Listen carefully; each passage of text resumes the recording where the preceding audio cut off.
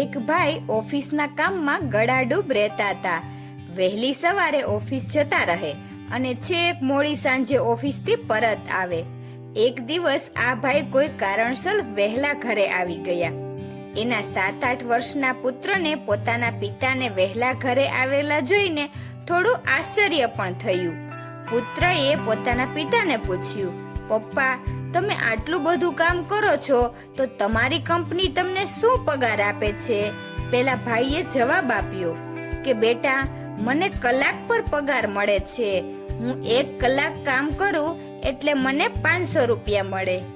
પુત્રએ પોતાના પિતાને કહ્યું, પપ્પા, મને 300 રૂપિયા આપો ને, મારે જોઈએ છે.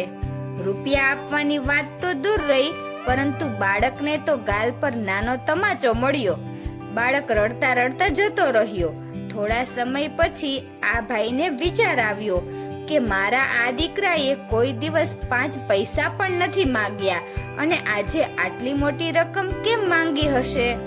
એ પુત્ર પાસે ગયા, એના માથા પર પ્રેમથી હાથ ફેરવ્યો અને પાકીટમાંથી 300 રૂપિયા કાઢીને તેના હાથમાં મૂક્યા. પછી પૂછ્યું, બેટા, મને એ તો કે તારે આ 300 રૂપિયાને શું કરવા છે? છોકરો ઊભો થયો, પોતાની ગલ્લા પેટી ખોલીને તેમાંથી બધું પરચુરણ કાઢ્યું અને આ પરચુરણનો ખોબો ભરીને તેમાં પિતાએ આપેલા 300 રૂપિયા ઉમેર્યા. ખોબો પોતાના પિતા તરફ ધરીને એ બોલ્યો, પપ્પા, મારી ગલ્લા પેટીમાં 200 રૂપિયા ભેગા કર્યા હતા અને તમે 300 આપ્યા એટલે આ 500 થઈ ગયા.